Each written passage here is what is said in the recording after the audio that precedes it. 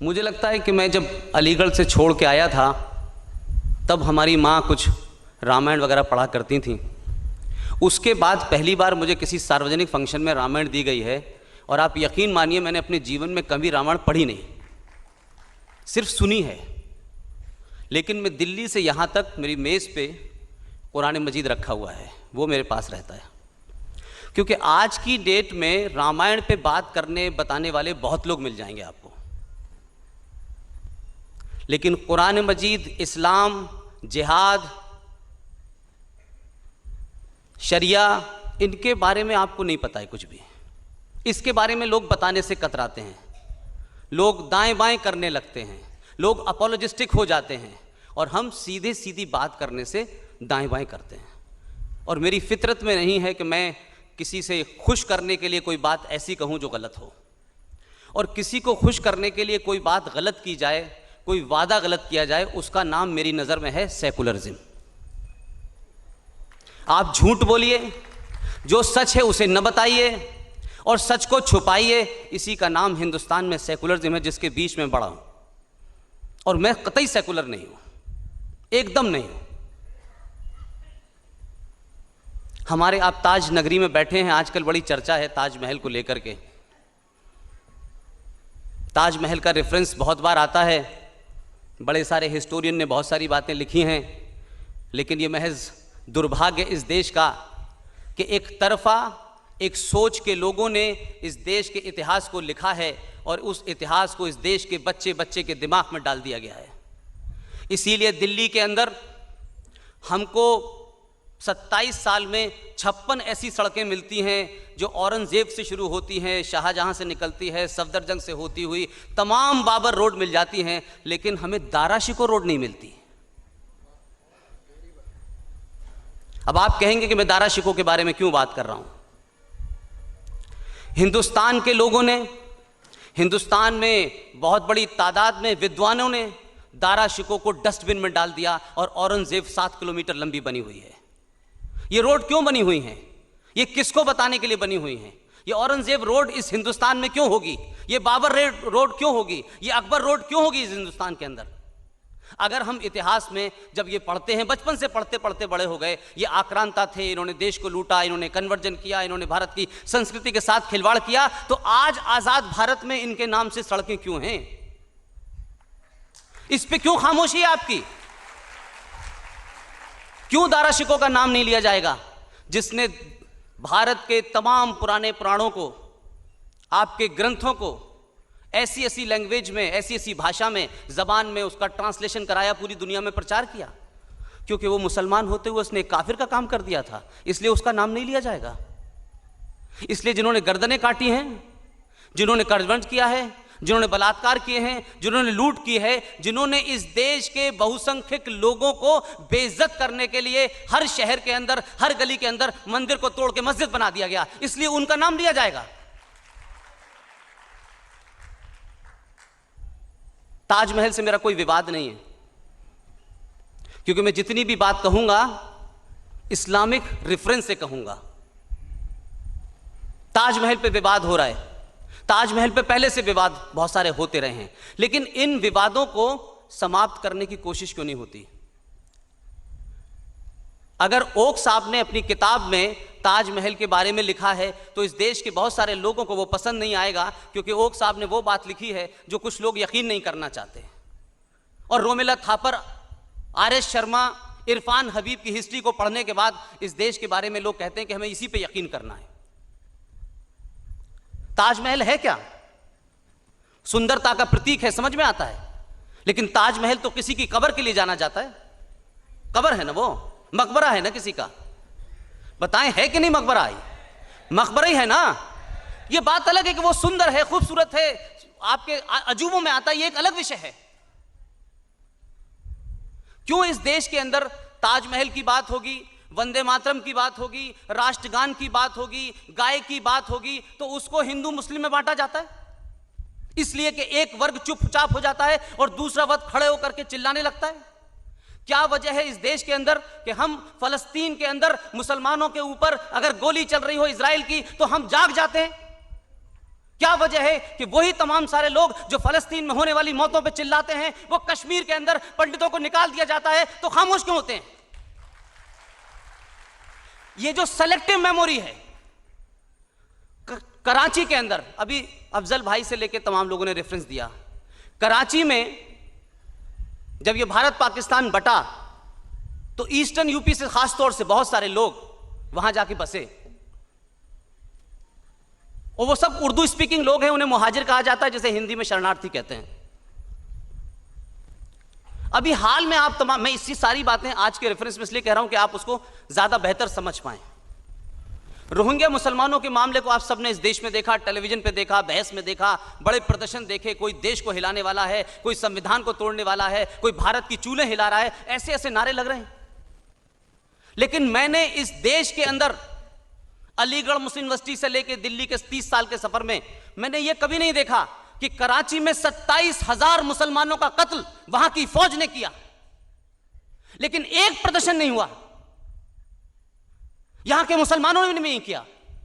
क्या कराची में मरने वाले मुसलमान का धर्म कुछ अलग था जो फलस्तीन में मरने वाले का अलग है? और वो जो लोग कराची के ऊपर नहीं बोलते, वो रोहिंग्या मुसलमानों के लिए परेशान होते हैं, नारे लगाते हैं, धरना करते हैं, प्रदर्शन करते हैं, देश के साथ खिलवाड़ करने की बात करते हैं, संविधान को उड़ा देते हैं, फौज को गाली देते हैं। ये मुखौटा और मक्कारी कैसी है भाई, और क्यों है?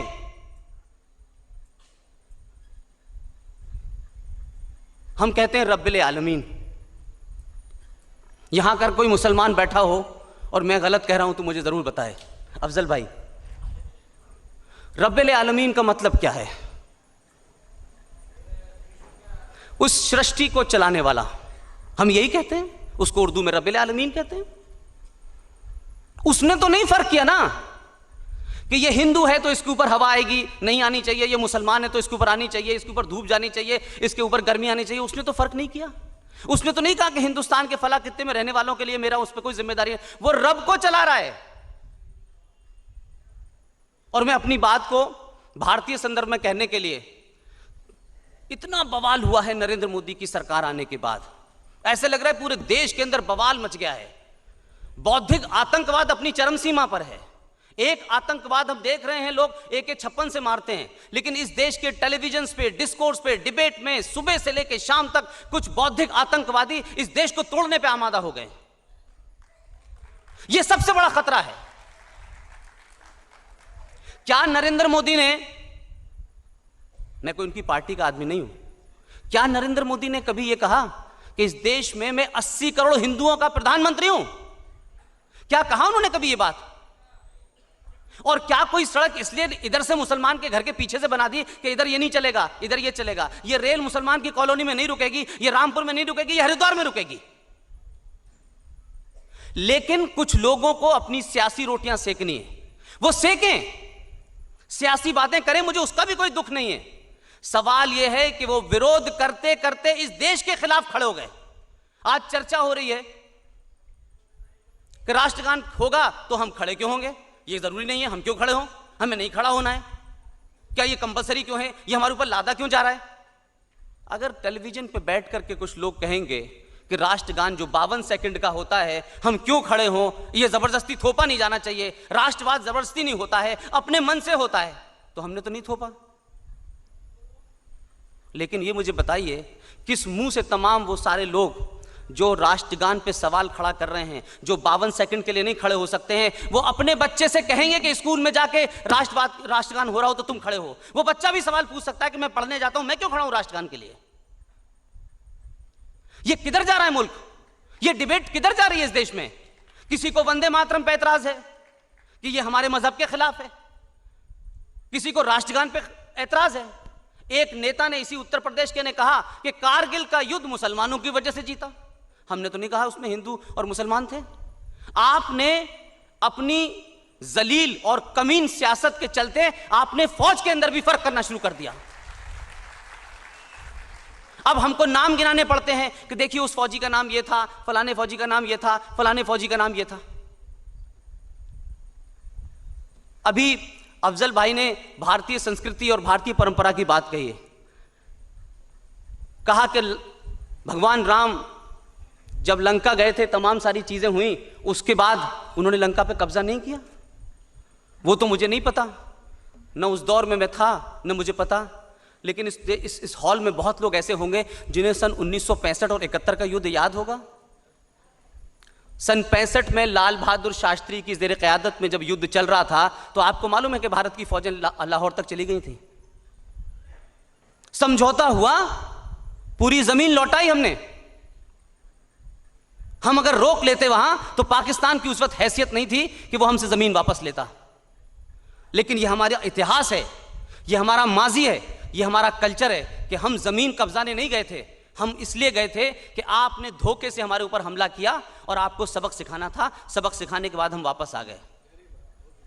सन 71 के अंदर, सन 71 में जिस पाकिस्तान को टू नेशन थ्योरी पे बनाया गया कि साहब हिंदू और मुसलमान एक साथ नहीं रह सकते, इनका कल्चर एक नहीं है, और ये हिंदू मेजॉरिटी में है, ये मुसलमानों पे कब्जा कर लेंगे, अपना गुलाम बना लेंगे, इसी बात पे तो बनाया गया था। ये तो टू नेशन थ्योरी थी।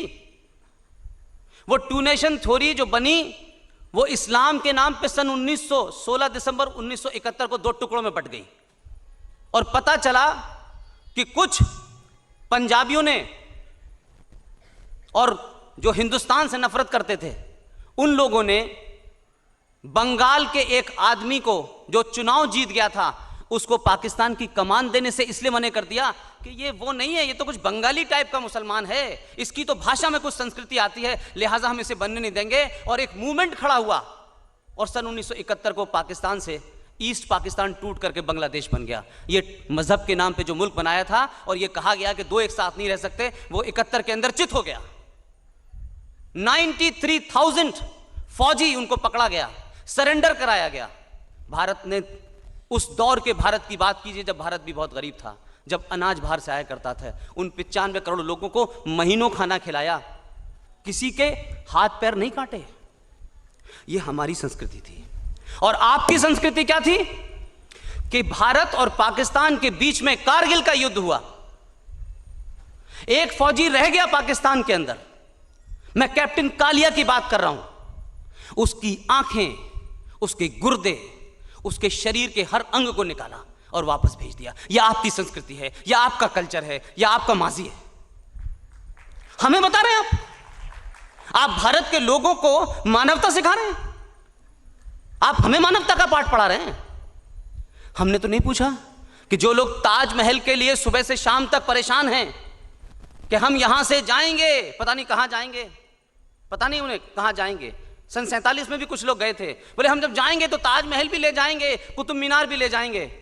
उन लोगों से जरा पूछिए, इस्लाम के मानने वाले हैं, कुरान शरीफ का सुबह शाम हवाला देते हैं, कौन लोग हैं जो ताजमहल के मकबरे के लिए हिंदुस्तान को तोड़ने पे तुले हैं? ये वो लोग हैं जिन्होंने मोहम्मद साहब की बेटी फातिमा की कब्र के चिथड़े उड़ा दिए।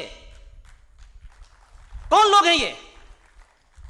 उनकी बेटी को, उनकी कब्र को चिथड़े उड़ा दिए। वो कब्र कहीं मौजूद नहीं है, वो लोग ताजमहल के लिए जान दे रहे हैं।